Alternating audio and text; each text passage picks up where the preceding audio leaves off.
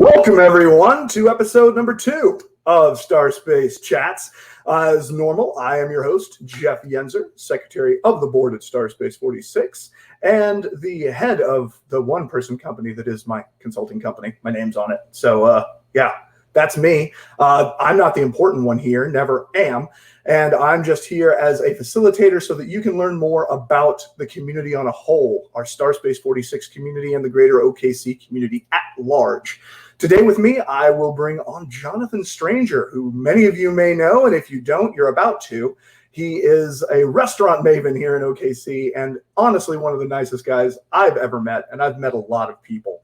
So I'm going to bring him on. I'm going to ask him some questions about what he's working on, where he's been, and what he's doing. So this will be, as normal, pretty quick, but very informative. Let's go ahead and bring on Jonathon. There he is. Jonathon, welcome. Hey, buddy. How you doing, man? Thanks, dude. Thanks for having me on here today. I appreciate it. I'm doing well. Kind of a nice, easy morning, so just enjoying it. Nice. I wish I could getting ready to get out. Yeah. My morning is consisted of workouts and helping clients. So I'm wearing this tracksuit. This is actually the StarSpace46 tracksuit. I'll talk more about it. I know. Yeah. It's dope. I'm jealous of the StarSpace tracksuits. They're really. Hey, man, we can get you one. You can join the mafia with us. I'm in. I would love. First of all, how often you get to be invited to be part of it? It's like a little kid dream. So if it's a mafia with tracksuits, I'm in. I'm probably not going to be helpful with the violence, but I'm tracksuit and repping all day long. So here's the thing. I truly feel that to become a mafia, a mafioso, mafia, anything, there has to be at least some semblance of an excellent kitchen happening. Like, that's where all the meetings are going on. Food brings us together. So that may be not the violence, but that's where you come in. You know?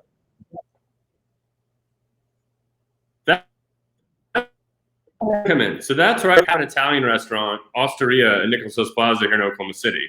So I will happily be the kitchen for the StarSpace Mafia. It's kind of perfect, actually. Yeah. That's a great segue into the restaurant. It's a great restaurant for mafia people. So please come and check out our farm to table Italian mafia restaurant. So tell me about Osteria, because I've been there a few times. I love it. I mean, it's great for brunch, dinner, just drinks. Tell me, like, where that came about and really how that became a passion project of yours in OKC, of all places.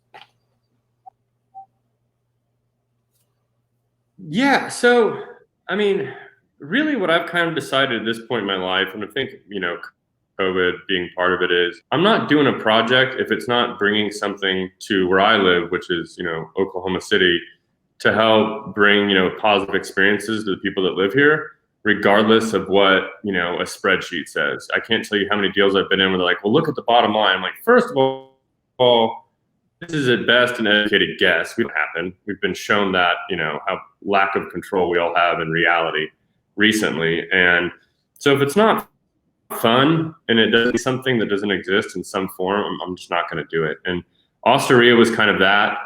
Growing up with Italian grandparents, always loved Italian food and cooked there, and just really wanted something really authentic. Not saying that nothing in Oklahoma City isn't. I think there's some great Italian restaurants in Oklahoma City. Shout out boy chef Jonathan Krell down at Petrona downtown. I think he does a fucking excellent job with what he does.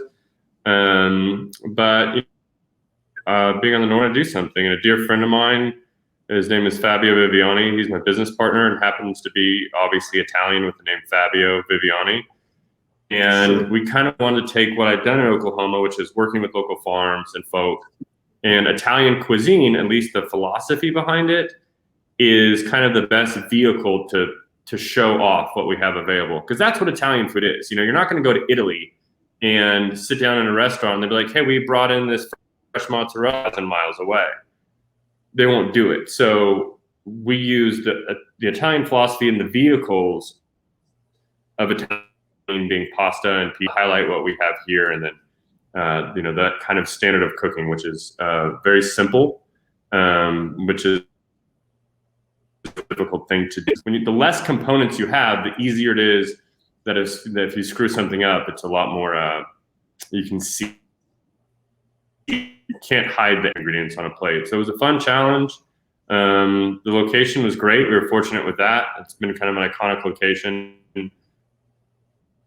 for the in Nichols Hills, and had the opportunity to do it. So we just said screw it and did it. And then we opened our second parlor restaurant together with bartender. Small plates. It's basically like an amazing bar with amazing bar food that you can do whatever you want. Right. That was the whole point. And you're like, this is what you do. We're in this narrow box. And Oklahoma City isn't a big enough market to really do that quite yet. COVID's going to, but I wanted people to be able to come in there and do what they want. So like the other night, you guys came in, hung out on the patio, listened to some live music, drank some bourbon, had a couple plates, rolled out. Some people did a cocktail dinner. Some people did.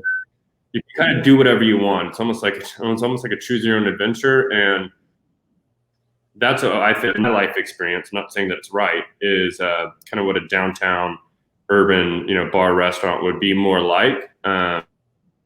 Times, and once again, only my opinion, I'm not a smart person, but if something's downtown, it should be a downtown kind of feel. Where urban's kind of dumb. I think it explains much, but there's a grit to a downtown. There's an edge there. You can put an experiment. That's kind of what the inner cities are kind of about. Like living in New York City, you do whatever you want. People just throw shit against the wall all the time and see what actually works. Where I think that sometimes in downtown Oklahoma City, people play it safe, meaning, okay, this works in Edmond. This works there, so it should work here. Or it's Oklahoma City, so we should do tacos, pizza, or burgers, and we'll make money. And you can do that. And nothing against the people that go that direction. It's a business, and you got to support your family and your employees. So I get it. It's just, I just don't find joy in that. I think there's a big difference between happiness. Happiness is something that's fleeting.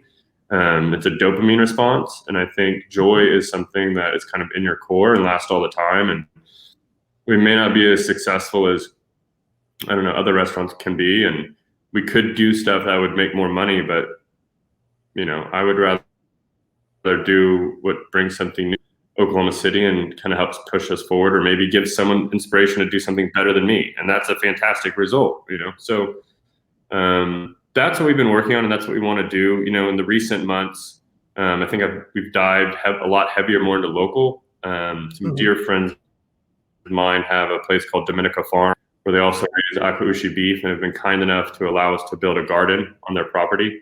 I say garden, it's like a 5-acre organic farm, but I'm going to put foot to ass and started working on it. The whole idea behind it was during World War II, the U.S. had victory gardens.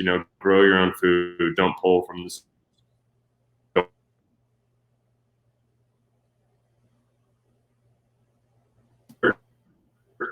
to kind of let the mind kind of get off the roller coaster of my own mind. Because your businesses are shut down.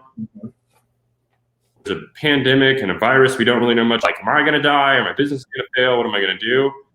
And so it was really nice to have a garden to go out to and just kind of let all those thoughts spin out. And now that provides the majority of the produce for the restaurants, which is super cool, because now more than ever, which isn't talked about enough in my opinion, is take care of your body. We have our company I2U, which that's what it does. We use food as medicine. The whole point is take your body, take your blood. I don't do this. I'm not a doctor.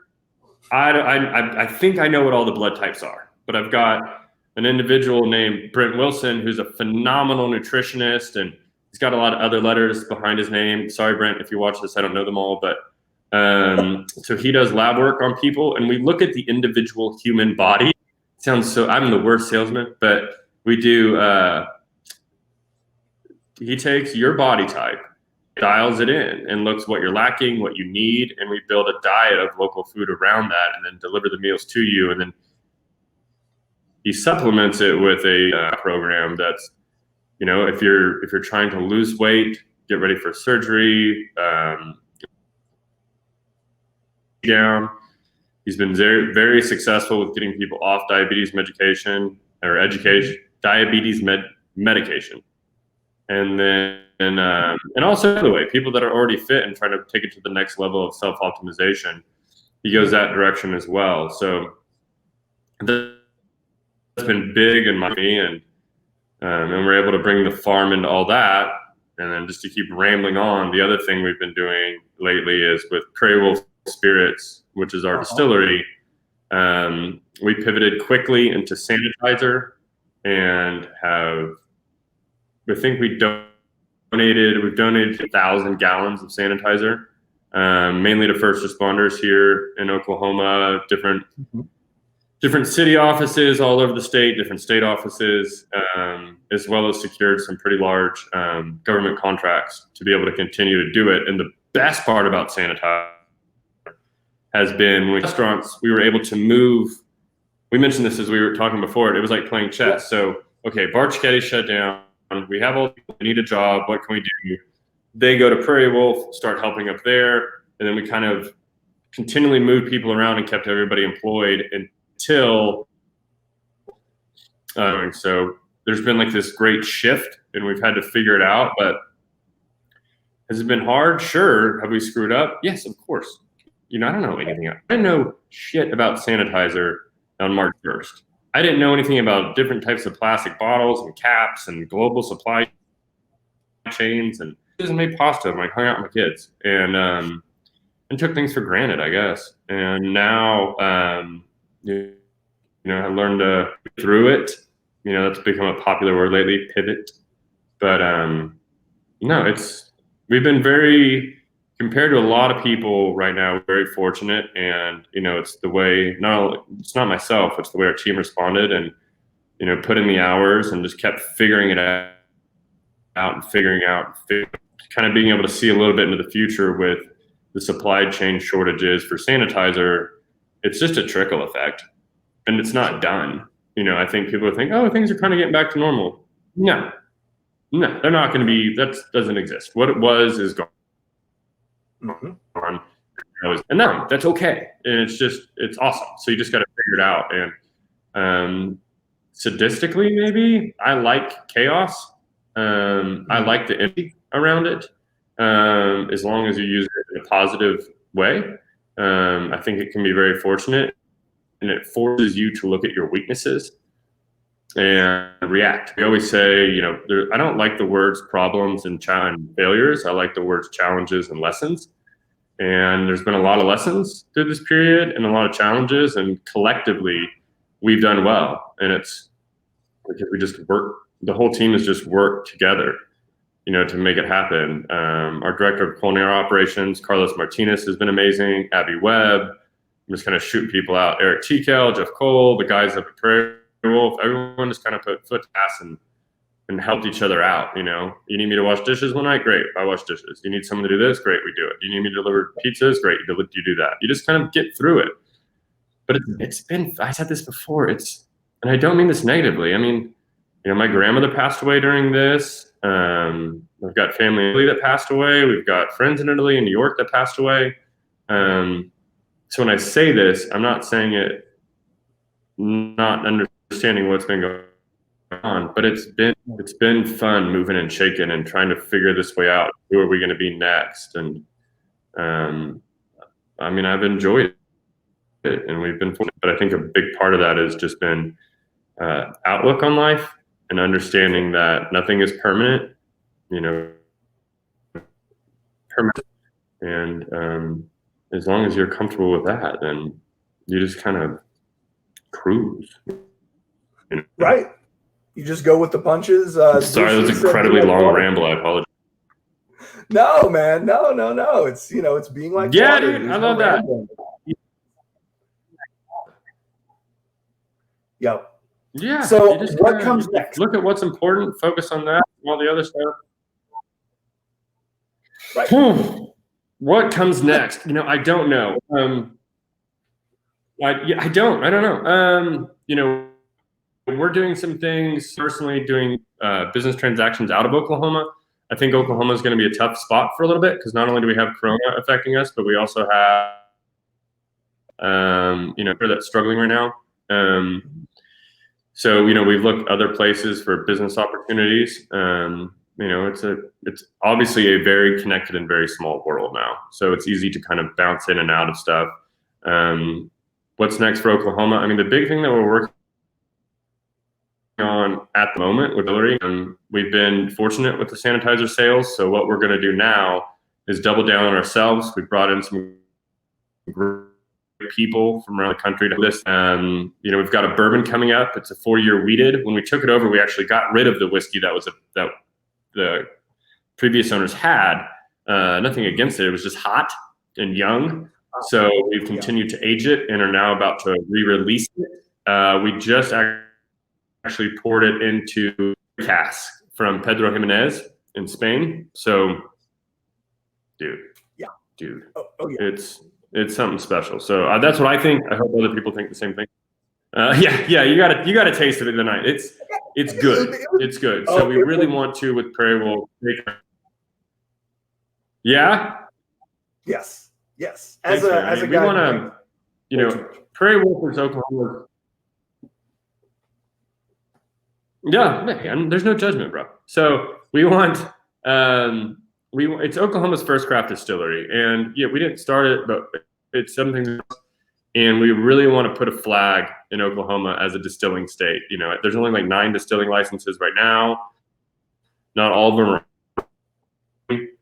Everyone's trying to, and we're all babies in Oklahoma in the distilling industry. I mean, we can put up awards and say we've accomplished, but we haven't really. We haven't really released a spirit in this state. Our Obahoshi, our rum, did win gold, and it's really good.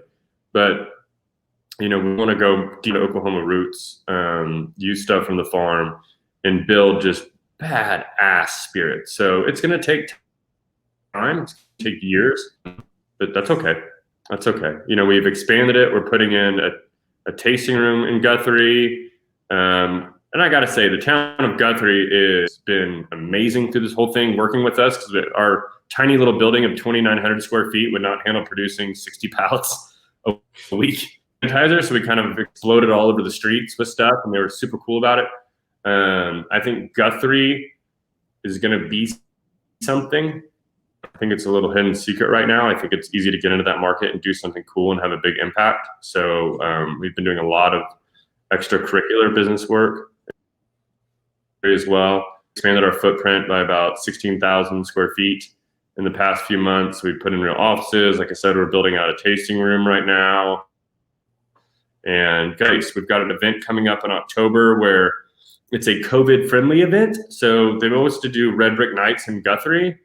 And now we're going to do Red Brick Nights cruise. So like old school cruise down Main Street. And everybody's going to end up at the drive-in theater and have bands playing on top of the concession stand. Like, that's going to be super cool. And do stuff like that in Guthrie without, you got to do the permits and all that stuff, but you don't have all the BS that comes along with being in other places. So it's a little more free up there. So we're just going to kind of do some cool stuff and hopefully make some badass spirits and get them out there. And, our goal is to focus on Oklahoma. It's not to grow to every state in the country. It's to go deep into Oklahoma and hopefully make people here proud of what we're producing.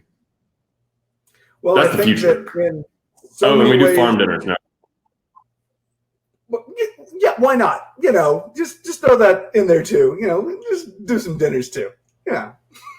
It's cool. They're like 14 people, all wood fire cooking. We show our spirits. We show off the landowners' wines, and it's just a fun experience. It's kind of a gloves off, cook whatever I want and have fun and not worry about everything else. Not worried about time, or dinner lasts like 4 hours, and it's not like you're waiting 4 hours for all these courses. It's just people enjoy being out there, so we spend all night together. It's fun, and we usually end with bourbon and guard. I know you like that. Just saying. I'm out in Yukon. I can get to Guthrie pretty quickly and easily, so I might have to join you up in one of those. Yeah, it's easy. All right. Well, yeah, they're awesome. They're awesome, and they're really cool. From all of us at StarSpace, truly, I mean, you've been a partner of StarSpace and just someone that has been a great boon to our community. I mean, your picture still sits up on our wall. We appreciate everything that you've done already and what you're continuing to do, like truly. So from me to you, thank you, Jonathon, so much for everything that you're putting through, even from a personnel management standpoint, what I do for a living, being able to retain your staff through all of this at 100% is to many people unfathomable, and it's a real testament to who you are and who your team is, who your leadership team is, and what you're about. So thank you so much from Oklahoma City to you. Thank you, Jeff. I appreciate it. It's really kind. I love what you guys do down there, and you're trying to get stuff started. I don't know, anybody who's willing to put themselves and try to open doors for other people is a hero in my book. So thank you as well. Awesome. Well, all right. If anybody needs to come find you, I figure that they can get to you through OsteriaOKC.com, right? Yeah, OsteriaOKC.com, PrairieWolfSpirits.com. Osteria, you can get to all the different websites through there, and then Prairie Wolf's its own thing. You can buy one of these sweet new hats. This is my first attempt at design. To be honest, it's not the best, but I'm happy with it. But I wear it all the time. It's a reminder. So yeah, you can reach us out, and obviously on social media, just my name at Instagram and all those different things. To be honest, I'm not super involved, but I do check it every now and then. Awesome. Well, thank you so much for joining us, and we'll talk soon about so many different things. Yeah, dude, let's do it. I'll talk to you in a bit. All right, man. Take care. Peace. And that was Jonathon Stranger. Truly try to find everything that we talked about today, each of those different websites, and reach out to him. He truly is someone that is putting OKC on the map for the right reasons and the right things, and really getting people to pay attention to what we're doing here. In his own words, I mean, there's not enough of a distilling and whiskey world here in Oklahoma City, just like 15, 20 years ago, there wasn't a beer world. So maybe in the next decade, we will start becoming this place that for people like me that enjoy a little bit of booze, we can actually go to a bar that we enjoy and be around our friends again, hopefully. As usual, thank you all so much for joining us. If you ever want one of these sweet tracksuits or any of the other great merchandise that StarSpace46 currently is offering and designing in-house, feel free to pop over to our merch store. It's right linked on our site, StarSpace46.com. I have been Jeff Yenzer. Thank you so much again for joining us for StarSpace Chats, and I will see you on the next one. Take care, everybody.